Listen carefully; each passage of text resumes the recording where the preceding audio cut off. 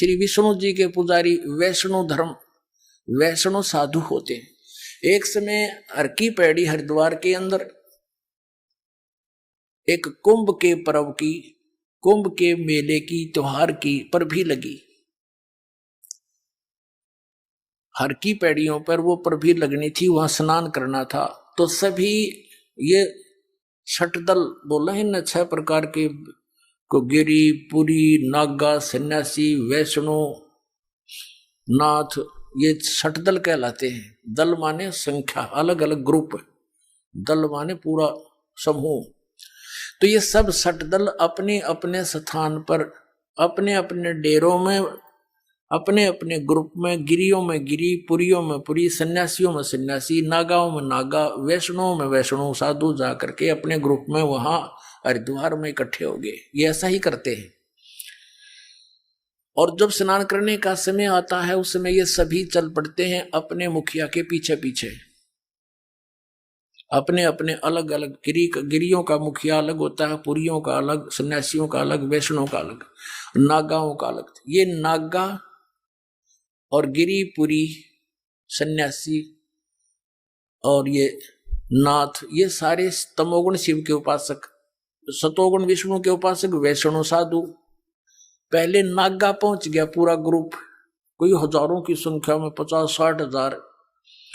और हर की पैड़ी पर नहाने के लिए पोजीशन पकड़ के पहले स्नान करने लगे। पीछे से आगे वैष्णव का समूह पूरा। वैष्णव ने आकर कहा कि हे सतोगुण वैष्णव, विष्णु के उपासकों ने कहा कि हे नागाओ, तुम पहले स्नान मत करना, प्रथम हम स्नान करेंगे, हम सर्वश्रेष्ठ हैं। नागा कहने लगे नहीं, हम सर्वश्रेष्ठ हैं, हम त्यागी और बैरागी हैं, हम नी इच्छा रहते हैं, हम वस्त्र तक भी ग्रहण नहीं करते और हम सर्वश्रेष्ठ हैं, हम प्रथम स्नान करेंगे। अब वैष्णव साधु कहने लगे वो संत कि तुम काहे के श्रेष्ठ हो, हैं? तुम नंगे फिरते हो पशु की तरह, राख लपेटे रहते हो, आज तुम नहाने वाले बन गए, शरड फेड़ो, टट्टी के हाथ भी ना धोते तुम, आज प्रथम स्नान करने पर तुल गए। अब इतनी बात से वो क्षुब्ध हो गए। कौन? नागा। भगवान भूल गए, वो कुंभ का मेला की पर भी भूल गए, उल्टे फिर गए एकदम। और उसने उनके बाल पकड़ लिए, उसने उनके गुट्टम गुट्टा, फिर तलवार निकाल लाए, तीर मारे एक दूसरे के, पूरी छुरी घोंप देने, एक यानी बुड़के भर भर काट खाए, कत्लेआम कर दिया। 25,000 ये त्रिगुण उपासक कटका मर गए वहां हर की पैड़ी हरिद्वार के अंदर। होय होय।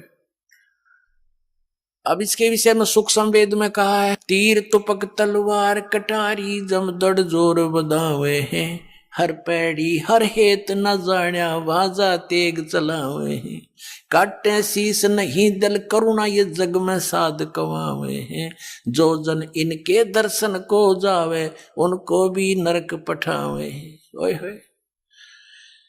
4 पंक्तियों में निर्णय दे दिया सुख संवेद में परमात्मा ने, कबीर भगवान ने, कि तीर तुपक तलवार कटारी और डट के लठ बजावे हैं, जम दड़ जोर बधावे हैं, और हर पैड़ी हर हेत नहीं जाना। हर की पैड़ी कहे भगवान की छाती पे कत्लेआम कर डाला। हर पैड़ी हर हेत नहीं जाना, वहां जा तेग यानी तलवार चलावे हैं, और काटे शीस नहीं दल करुणा ये जग में साध कमावे हैं। इन्हें तुम संत भी कहती हो, और जो जन इनके दर्शन को जावे उनको भी नरक पठावे। उन भी ये पाठ पढ़ाओगे, ऐसे उनको बना देंगे।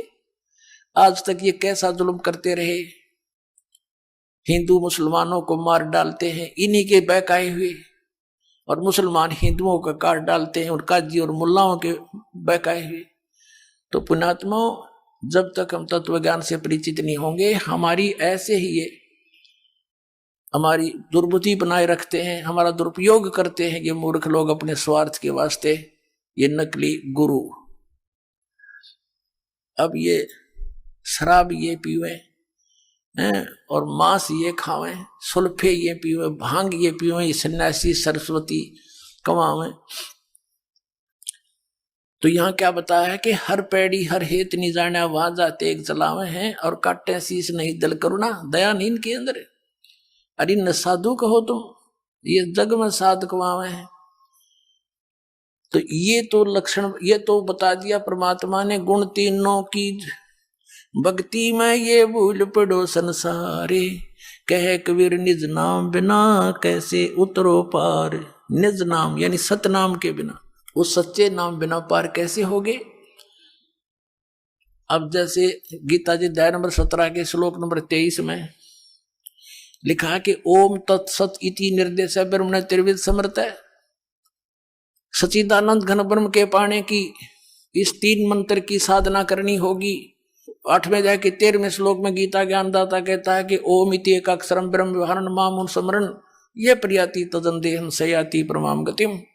मुझ ब्रह्म का केवल एक ओम मंत्र है, जो इसका अंतिम श्वास तक सिमरण करता हुआ शरीर छोड़कर जाता है तो परम गति को प्राप्त होता है, जो ओम से मिलनी है।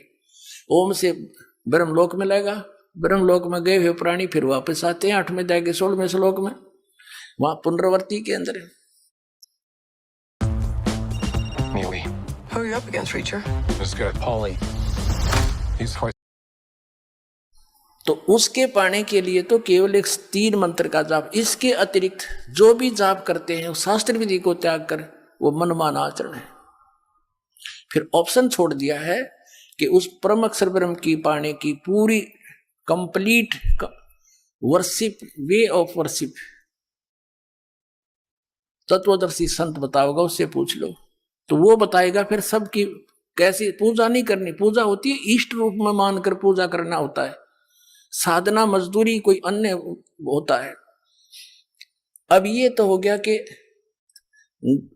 3 देव की जो करते भक्ति उनकी कदे ना हो वह मुक्ति। 600 वर्ष पहले परमेश्वर ने कहा था ये बातें, ये ज्ञान बताया था, और आज इसका समर्थन उन सदग्रंथों ने किया जिनको हम एथेंटिक मानते हैं।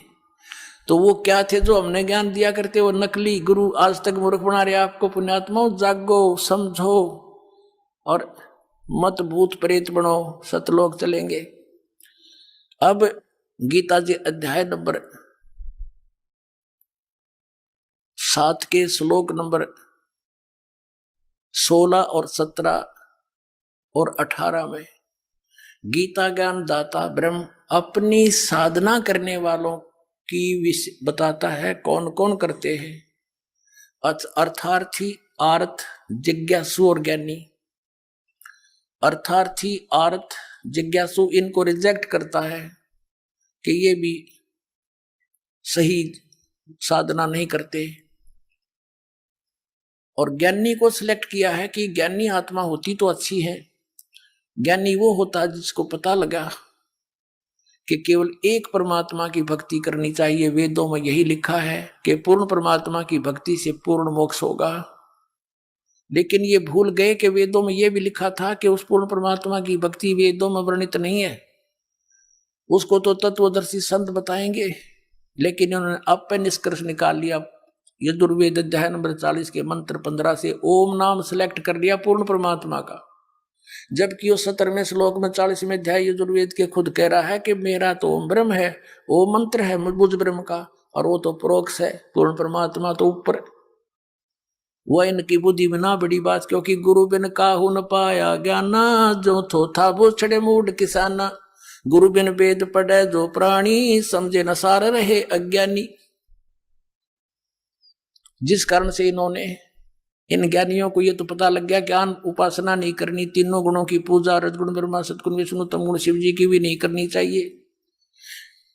तो इन्होंने ये भी ज्ञान हुआ कि मनुष्य जीवन केवल परमात्मा प्राप्ति के लिए मिलता है, इसमें भगवान प्राप्ति साधना भक्ति नहीं हुई तो व्यर्थ है।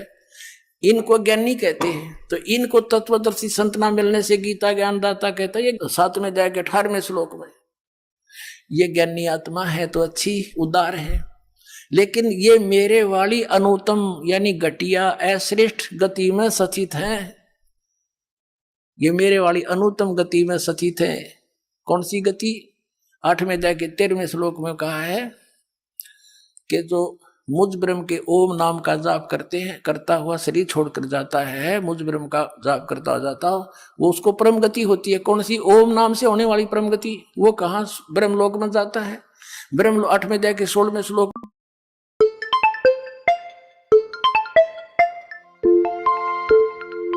लिखा गीता जी में, ब्रह्म लोक पर्यंत भी जन्म मृत्यु में आते हैं। और गीता के अन्नदाता स्वयं कहता 4थे अध्याय के 5वें श्लोक में, और 9वें श्लोक में, 2रे अध्याय के 12वें श्लोक में, 10वें अध्याय के 2रे श्लोक में गीता जी में,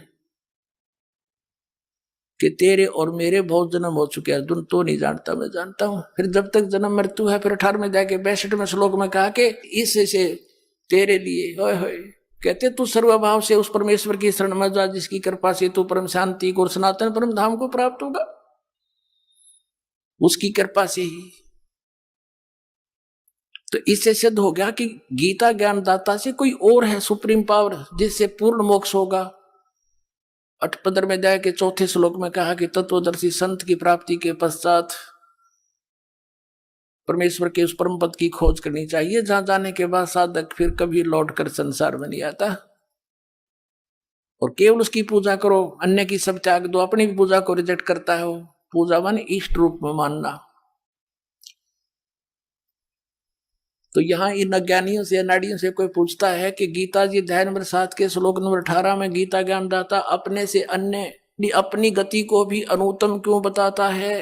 ये कहते हैं उसका अर्थ अनुत्तम नहीं, सर्वश्रेष्ठ मानो, जिससे उत्तम कोई और गति ना हो, जिसको प्राप्त हो जाता है उसके बाद और कुछ जानना शेष रहता, इसलिए इसको अनुत्तम, वो अनुत्तम गति है। मूर्ख बना रहे।